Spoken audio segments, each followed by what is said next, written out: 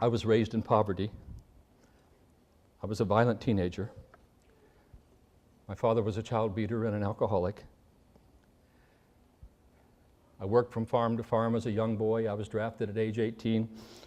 I joined the Air Force hoping to be able to go to some sort of school. I became a first sergeant's nightmare because I grew up to be just like my dad.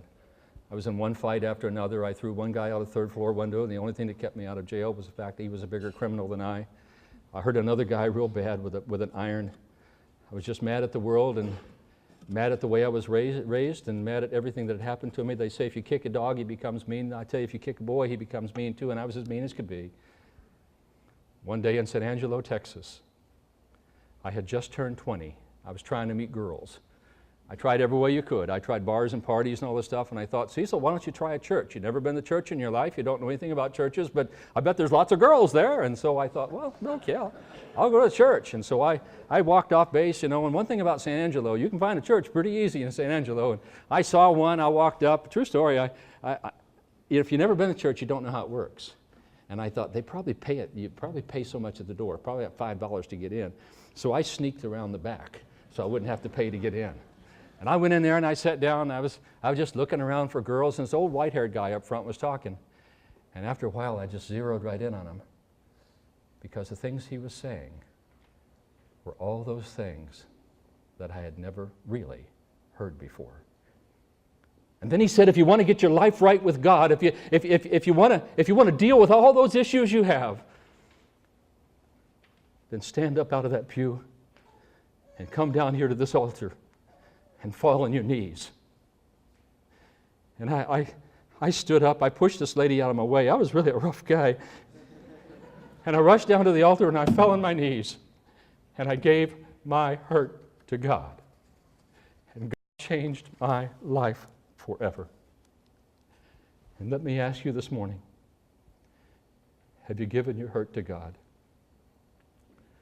Only God can bring flowers out of the mud of life.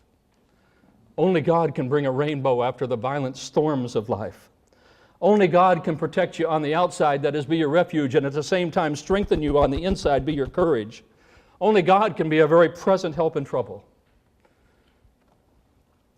Several years ago, there was a little boy standing by 4th Street in St. Petersburg, Florida. Some of you know it, outside MacDill Air Force Base, very busy street. And he was standing there arguing with his mother over whether or not he could go talk to his little friend across the street. And Mom said, no, it's lunchtime, we got to go in. No, come on, we got to go. And he, oh, Mommy, please. You know how little boys are. Men are like that too. I guess we're all like that. Oh, Mommy, please, I got to go. I want to go play with my friend. And finally she just relented. And she said, oh, okay. What she meant was for him to walk down the crosswalk, wait for the light, cross over the street, and then go over to play with his friend. But he was just a little boy. And as soon as she said okay, he turned around and he ran into the street. I was doing 35 miles an hour when I hit him. I hit him so hard he dashed in my hood and came through my window. I pulled over immediately, and I jumped out of the car to run to the other side. There was a policeman right there, and he opened up the door and he took the little boy out, and the little boy's mother just began to scream and scream, my son, my little boy. She screamed so loud. A Coast Guardsman came from across the street, and he looked at me in the eye. He looked right at me and he said, sir, there's nothing you could have done. And the policeman looked up and he said, there's nothing you could have done. I saw the whole thing. Yet as the mother screamed and screamed, I reached my hand into those who were going around the little boy. I put my hand on the little boy and I lifted my other hand up to God. And if ever any chaplain ever became Pentecostal, I became Pentecostal. I cried out to God. I pleaded to God for this little boy. Oh, God, touch this little boy. And they put him in an ambulance and took him out to the hospital, and I followed in behind. And while they were working on the boy, I sat with the mother and I held hands with her and I prayed with her and I cried with her and I prayed with her and I cried with her, and we wrung hands together. And after about 45 minutes, the doctors came out and they said, can you tell us again what happened? And after we told them, they said, well, we've run x-rays, we've checked him from head to foot, we can't find anything wrong with him. We'll keep him overnight just in case, but he looks just fine. I guess it's a pliable little boy's body. Now that's not why I'm telling you the story, but praise the Lord for that You can't imagine how that affected my life. But right after that, I went right to a phone booth. I was brand new in the area. I was house hunting, so nobody knew me. I called the McDill Chapel and I said, I'd like to talk to a chaplain, please. They said, well, Protestant or Catholic? No, just any chaplain. I want to come in and talk to a chaplain. Now, why would I want to talk to a chaplain?